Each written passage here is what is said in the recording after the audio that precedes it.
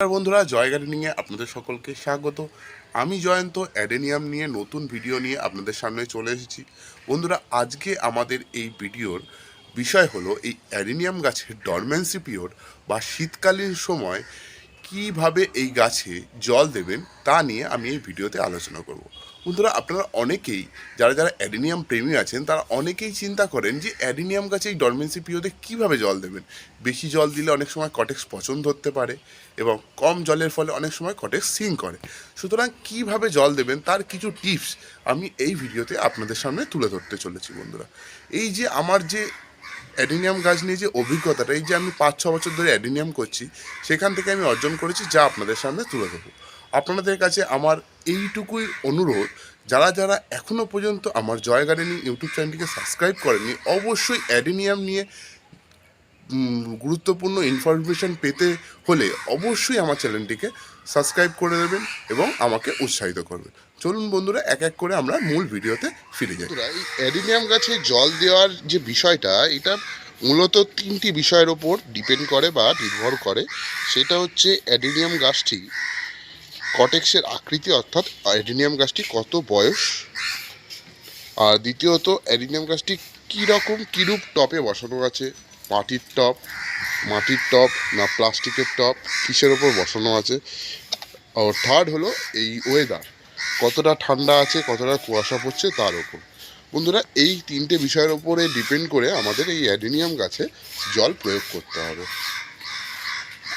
প্রথমেই আমরা আলোচনা করব যে অ্যাডেনিয়ামের বয়স অনুযায়ী বা কটেক্সের আকৃতি অনুযায়ী কীভাবে জল দেওয়া ডিপেন্ড করছে। বন্ধুরা, এই যে অ্যাডেনিয়ামের যে কটেক্স দেখতে পাচ্ছেন, এই যে অ্যাডেনিয়ামগুলোর কটেক্স দেখতে পাচ্ছেন, এইগুলো যে এই যে ফুলে থাকে বা এগুলো যে মোটা হয়, এইগুলোর ভিতরে অ্যাডেনিয়াম কী করে, তার জন্য খাদ্য সঞ্চয় করে রাখে।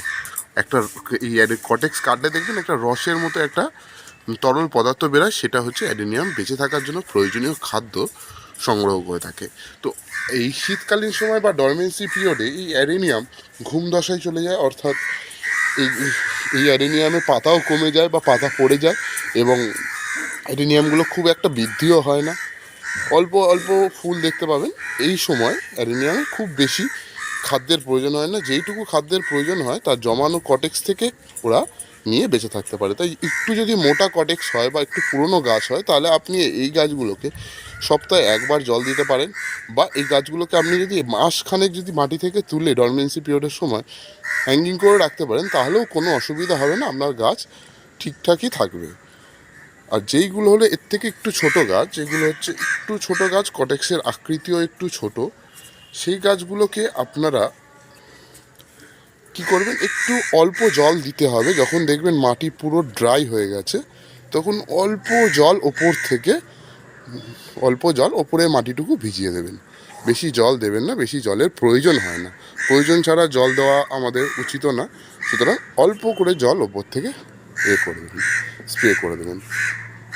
তাছাড়া আপনারা এই শীতকালীন সময় সব থেকে গুরুত্বপূর্ণ জিনিস হচ্ছে আপনাদের ফাঙ্গিসাইড স্প্রে করতে হবে নিয়মিত, কারণ শীতকালীন সময় গাছগুলো বেশি রোগে আক্রান্ত হয়। তাই টাইম পিরিয়ড পরপর বা এক সপ্তাহে একবার করে ফাঙ্গিসাইড, দুরকম ফাঙ্গিসাইড চেঞ্জ করে ফাঙ্গিসাইডে স্প্রে করবেন, তাতে গাছের পাতা এবং গাছের কটেক্স খুব সুন্দর থাকবে। 2 নম্বর হলো বন্ধুরা টব। যদি আপনার অ্যাডেনিয়াম গাছটি প্লাস্টিক টবে বসানো থাকে, তাহলে কী হবে বন্ধুরা, জল যে ডিসচার্জ করার ক্ষমতা বা জল শুকিয়ে যাওয়ার ক্ষমতা মাটির টবের তুলনায় কম হয়, মাটি সহজে ড্রাই হয় না। সুতরাং সেই ক্ষেত্রে আপনাদের জল খুবই কম দিতে হবে, অর্থাৎ সপ্তাহে একবার বা 10 দিন পর একবার দিতে হবে। কিন্তু মাটির টবে সপ্তাহে একবার দিলেই হবে বড় গাছগুলোতে, কারণ খুব তাড়াতাড়ি ড্রাই হয়ে যায়। মাটি ওপর থেকে সূর্যের তাপে ড্রাই হয় এবং এই টবের গা থেকেও বাষ্পমোচনের মাধ্যমে জল বেরিয়ে যায়। সুতরাং যদি মাটির টবে থাকে তাহলে জলের চাহিদাটা আলাদা হবে, প্লাস্টিক টবে থাকলে সেই জলের চাহিদাটা আলাদা হবে, সেটা আপনাদের বুঝে নিতে হবে। এরপরে লাস্ট যেটা পয়েন্ট হচ্ছে, সেটা হচ্ছে ওয়েদার কেমন ঠান্ডা বা কেমন বাতাসে কুয়াশা আছে, তার উপর ডিপেন্ড করে আপনি গাছগুলোয় জল দেবেন। যদি মনে হয় খুব ঠান্ডা, মাটি ওপরে ভাগ সবসময় ভিজে আছে, তাহলে আপনারা অ্যাডেনিয়াম গাছে জল দেবেন না। আর পারলে আপনারা প্রতিদিনই সকালবেলা এই গাছগুলোকে জলে স্প্রে করে দেবেন ওপর থেকে। তাহলে কী হবে বন্ধুরা, শীতকালীন সময় দেখবেন অনেক সময় এই গাছগুলোর এই উপরিভাগে মাকড়সা অনেক সময় বাসা বাঁধে বা বিভিন্ন রোগ পোকা এখানে বাসা বাঁধে। তখন জল স্প্রে করে দিলে সেগুলো ধুয়ে যায় বা সেগুলো থেকে অনেকটাই প্রতিকার থাকা যায়। তো সুতরাং এই যে পথগুলো আমরা বললাম সেইগুলো অবলম্বন করলেই হবে। ডরমেন্সি পিরিয়ডে অ্যাডিনিয়ামের খুব বেশি পরিচর্যার দরকার হয় না। অ্যাডিনিয়াম গাছ এমনি নিজে সারভাইভ করার জন্য, তার জন্য যেটুকু খাদ্যের প্রয়োজন তারা সংগ্রহ করে রাখে। বন্ধুরা, আপনারা এইভাবেই পরিচর্যা আপনারা বা জল দেওয়ার নিয়ম আপনারা অবলম্বন করতে পারেন ডরমেন্সি পিরিয়ডে। সুন্দর কটেক্স পাওয়ার জন্য বন্ধুরা এই অ্যাডেনিয়ামগুলো ডরমেন্সি পিরিয়ড শেষ হওয়ার দিকে অর্থাৎ জানুয়ারি ফেব্রুয়ারির দিকে আপনারা 15 থেকে 1 মাস অবধি মাটি থেকে তুলে হ্যাঙ্গিং করে রাখবেন। তাতে আপনার গাছগুলো আবার যখন রিপোর্টিং করবেন তখন দেখবেন এই গাছগুলো আরও সুন্দর গ্রোথ হচ্ছে।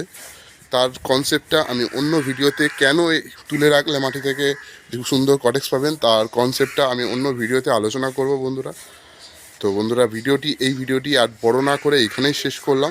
ভিডিওটি ভালো লাগলে অবশ্যই লাইক করে দেবেন এবং যারা অ্যাডেনিয়াম করে তাদের সাথে শেয়ার করবেন। ধন্যবাদ বন্ধুরা।